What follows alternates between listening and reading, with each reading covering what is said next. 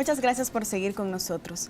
Luego que por años los pueblos indígenas no fueran reconocidos por el Estado, cuando llegaron los gobiernos del FMLN se estableció la responsabilidad en el artículo 63 de construir políticas a fin de mantener y desarrollar los derechos e identidad étnica y cultural de esos pueblos. El año pasado, cuando se aprobó la Ley de Cultura, también se puso bajo un marco jurídico el reconocimiento de sus derechos y el desarrollo de los mismos. Con eso se pretende hacerlos visibles en la sociedad, procurar el respeto de las tradiciones ancestrales, el desarrollo económico y social de sus territorios, así como garantizar su participación política.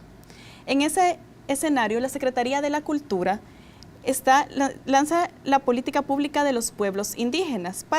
Pero para ampliarnos más sobre el tema, nos acompaña Gustavo Pineda, quien es jefe del Departamento de los Pueblos Indígenas de Secultura. Bienvenido, Gustavo, gracias por acompañarnos. Buenas noches, es un gusto estar aquí con TVX. Gracias. Cuéntenos, ¿en qué problemáticas podemos identificar que es necesaria la creación de una política pública de pueblos indígenas? Bueno, antes que nada, los pueblos indígenas de El Salvador están en una vulnerabilidad bastante pronunciada. El 40% prácticamente viven en la extrema pobreza y el 99% viven en pobreza. Entonces hay una marginación y hay una invisibilidad también que se ha dado por décadas. Aparte de eso, los pueblos indígenas de El Salvador vienen de un genocidio que yo diría un genocidio continuado, porque desde el despojo que se dio de las tierras en 1880, de las tierras comunales y ejidales, pasando por todo ese despojo y ese deterioro, ¿verdad?, hasta el acto de genocidio en 1932. Entonces se da toda esta situación de marginación, de invisibilización, y es hasta hace poco, ¿verdad?, hasta hace unos cuantos años, que se da el reconocimiento, y en 2014 se da el reconocimiento constitucional, ¿verdad? Ese es algo importante, y por eso es que es de vital, digamos, trascendencia generar un programa específico y sistemático para cambiar la realidad de los pueblos indígenas. Bien, Gustavo, ¿y cuál sería el proceso de construcción de esta política pública?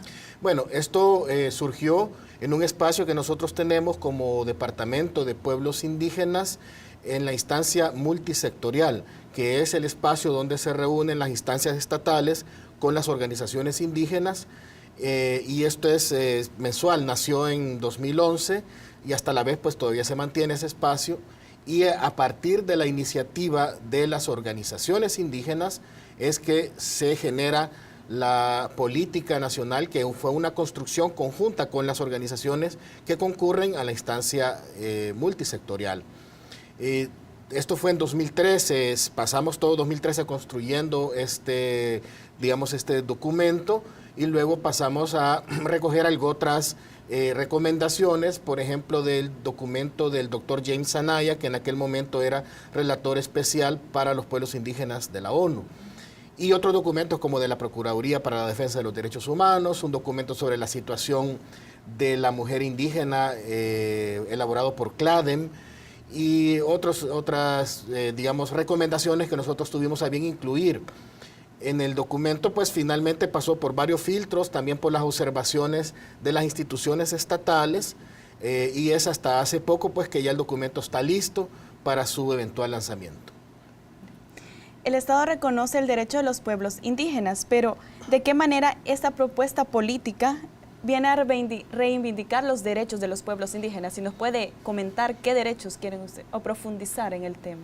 Bueno, se tocó una generalidad de derechos. La política tiene 5 estrategias. La primera es de desarrollo social, que incluye los temas de educación, salud, vivienda, por ejemplo.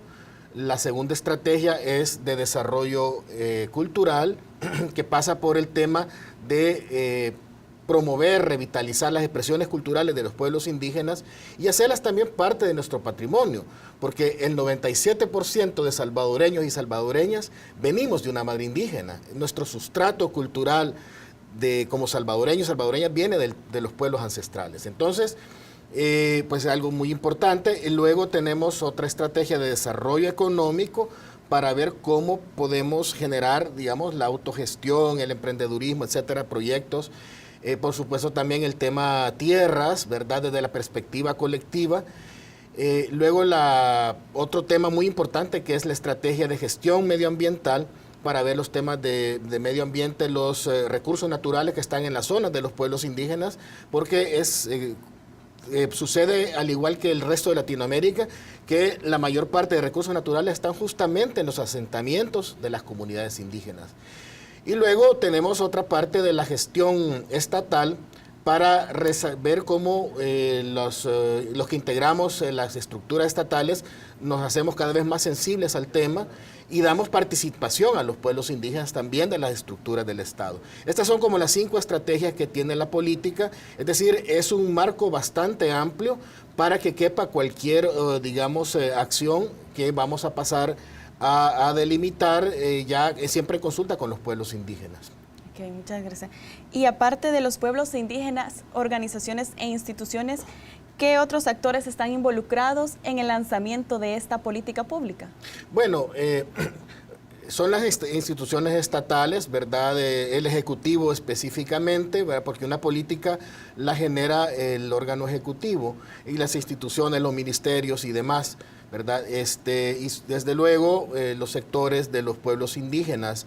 Acá en el país pues tenemos por lo menos, ¿verdad? 3 pueblos, que son los pueblos nahuapipiles, ubicados en la zona occidental del país, ¿verdad? Los municipios de Izalco, Nahuizalco, Cuisnáhuac, ¿verdad? Santo Domingo de Guzmán, que es donde todavía hablan el idioma náhuatl. Luego en la zona oriental tenemos los pueblos lencas, que están en los departamentos de San Miguel, La Unión, ¿verdad? Morazán. Y luego los pueblos cacahuiras o cacaoperas, que están en el municipio de Cacaopera, y el norte de San Miguel y La Unión, ¿verdad? Entonces son como los 3 pueblos, pero no es que cerramos la lista, ¿verdad? Pueden surgir de repente otros pueblos. El Salvador realmente es un país multicultural y pluriétnico, ¿verdad? Entonces es importante incluir todos estos temas y dar el enfoque de interculturalidad, ¿verdad? La interculturalidad implica poner a un mismo nivel las expresiones culturales. Ahorita, lamentablemente, por tradición, la educación, por ejemplo, tiene un enfoque monocultural.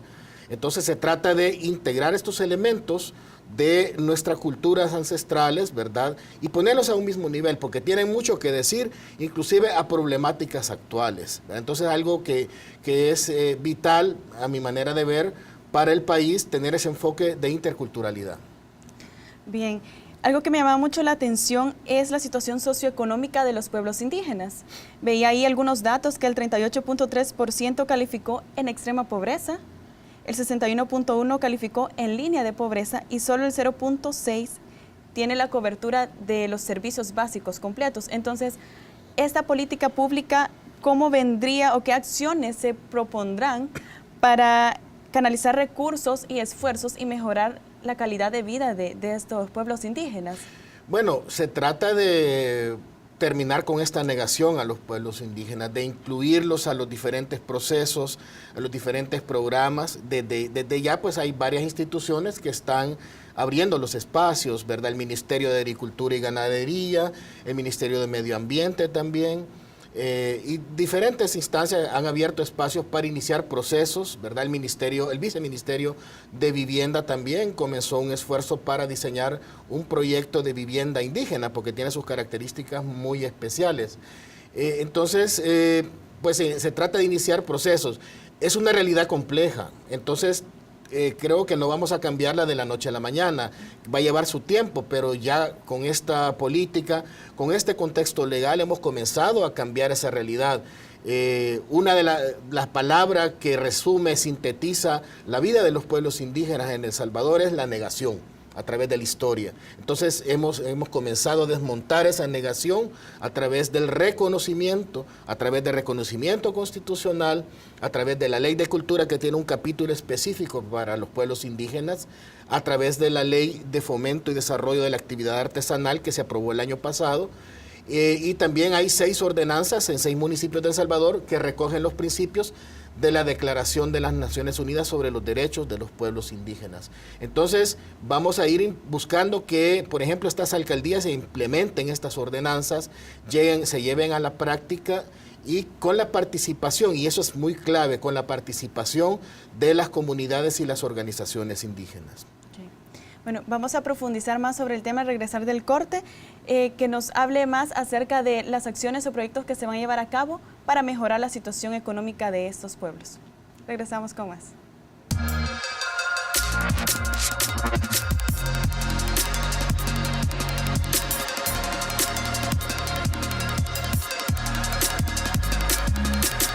Muchas gracias por seguir con nosotros. Nos encontramos con Gustavo Pinera, director del Departamento de los Pueblos Indígenas de Secultura. Antes de irnos al corte, le pedía que nos profundizara más sobre las acciones o esfuerzos y recursos que se van a ejecutar en materia económica para mejorar la calidad de vida de los pueblos indígenas.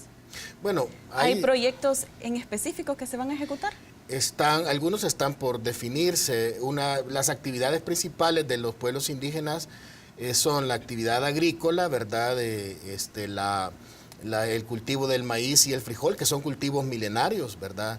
Nuestros ancestros y ancestras manipularon genéticamente el maíz y de tal forma que surgió la mazorca como la conocemos, ¿verdad? Eso fue hace 7,000 años.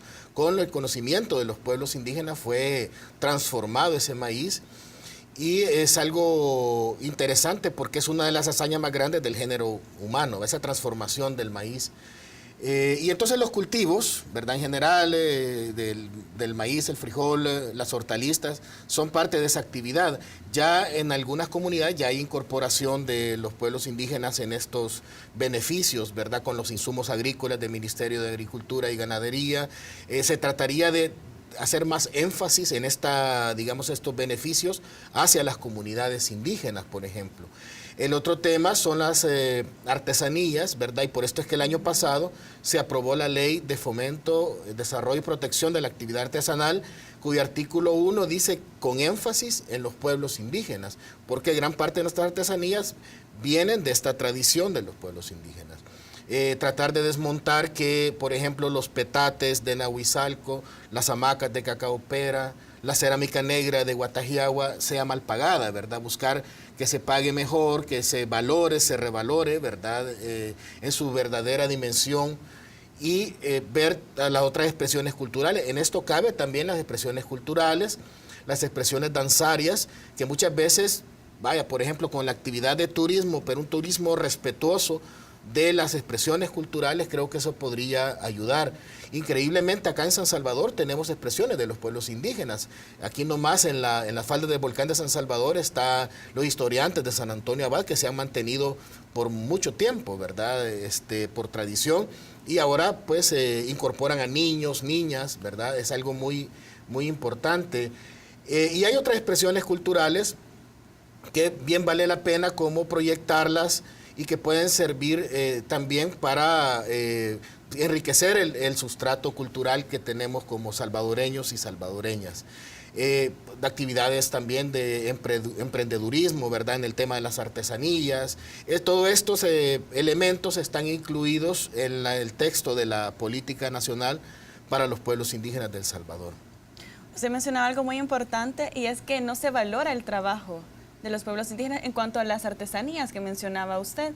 No se le da el valor del trabajo, la creación que estas personas impregnan en sus trabajos. Entonces, esto también es parte de la negación y del rechazo que como sociedad tenemos. ¿Y cómo se piensa o qué acciones para que las personas dejen de discriminar a estos pueblos? Yo creo que es un punto muy importante. Y tú has tocado un punto bien, bien medular, el hecho de consignar toda expresión de los pueblos indígenas a categorías peyorativas es parte de esta negación, como tú has dicho. Por ejemplo, decir las ruinas del Tazumalo, las ruinas de San Andrés, en vez de decir los templos, ¿verdad? Porque son considerados por los pueblos indígenas como templos, lugares sagrados. Entonces sí siempre se ha visto como algo peyorativo y no ha faltado también algunas expresiones de desprecio hacia el idioma náhuatl, hacia la vestimenta y demás. Entonces creo que, pero esto pasa debido a la lamentable tradición de negar a los pueblos indígenas. Sin embargo, en otras latitudes, las culturas de los pueblos indígenas de El Salvador y de Mesoamérica son muy admiradas, ¿no?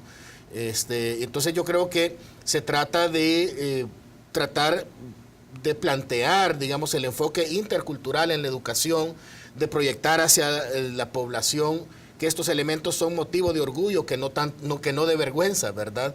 E inclusive en las mismas comunidades indígenas, a veces la niñez y la juventud de esas comunidades no quiere saber nada de los pueblos, de las tradiciones indígenas, así sean indígenas ellos mismos, ¿verdad? Y es porque, por varias cosas, por el estigma del racismo, por la memoria del terror de 1932 y por otros motivos, ¿verdad? Pero poco a poco se ha ido como desmontando esto y en algunas comunidades los jóvenes, las niñas y los niños empiezan a identificar estos elementos como motivo de dignidad, motivo de sentirse orgullosas y orgullosos por estas expresiones culturales.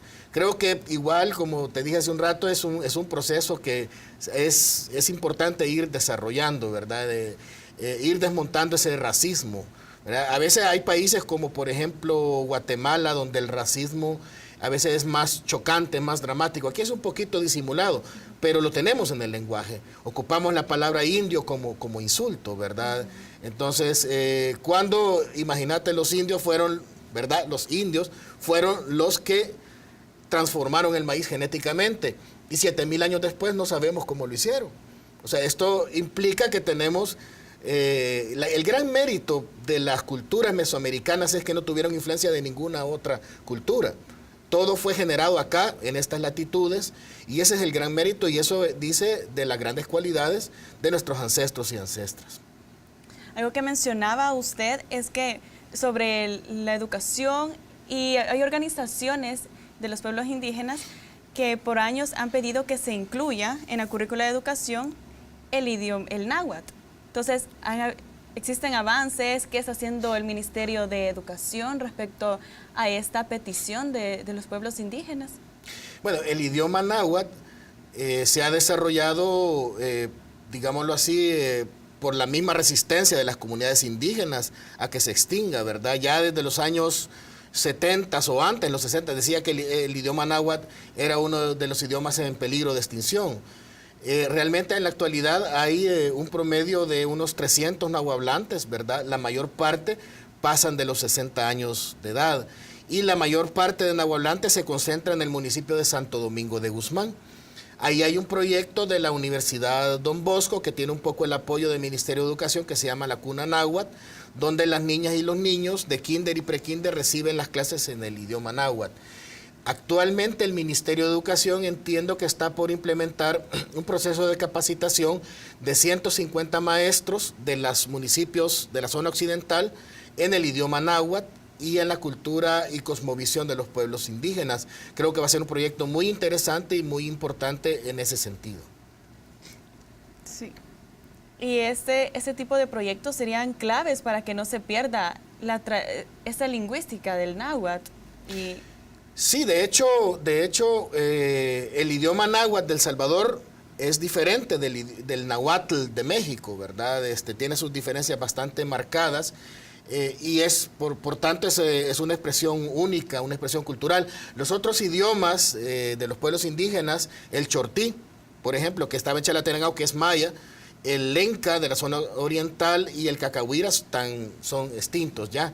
Entonces creo que no podemos darnos el lujo de perder el idioma náhuatl, que es tan hermoso, que se ocupó en el pasado para la poesía, era la lengua franca en la Mesoamérica precolombina, era como es el inglés ahora a nivel mundial, ¿verdad? Pero el comercio se daba en idioma náhuatl. De hecho, todavía en la colonia los mayas interponían sus denuncias ante la corona española en náhuatl, ¿verdad? Entonces es un idioma que vale la pena y hay grupos de la sociedad civil como el colectivo Sunehegat, ¿verdad? Y otros grupos que han tratado de promover el idioma náhuatl. Creo que estamos claros de que no vamos a dejar que se pierda el idioma. Okay.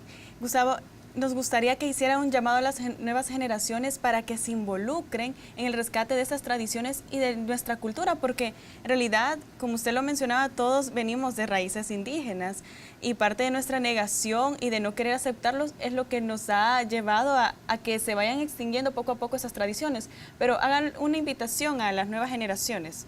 Sí, bueno, ese es un momento, nos encontramos en un momento histórico muy importante porque de 2009 para acá se han dado muchos avances.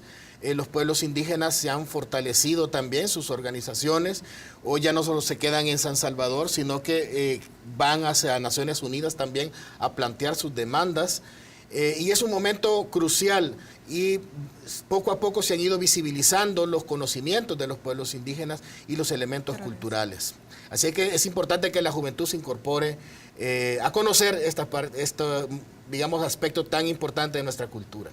Bueno, Gustavo, muchas gracias por habernos acompañado. Sin duda es un proyecto integral y que esperamos que realmente logre todos los objetivos para rescatar la cultura, las tradiciones y la garantía de los derechos de estas personas, y que nosotros también adoptemos y reconozcamos los pueblos indígenas y que somos parte de ellos. Así es que muchas gracias por habernos acompañado y regresamos con más información luego del corte.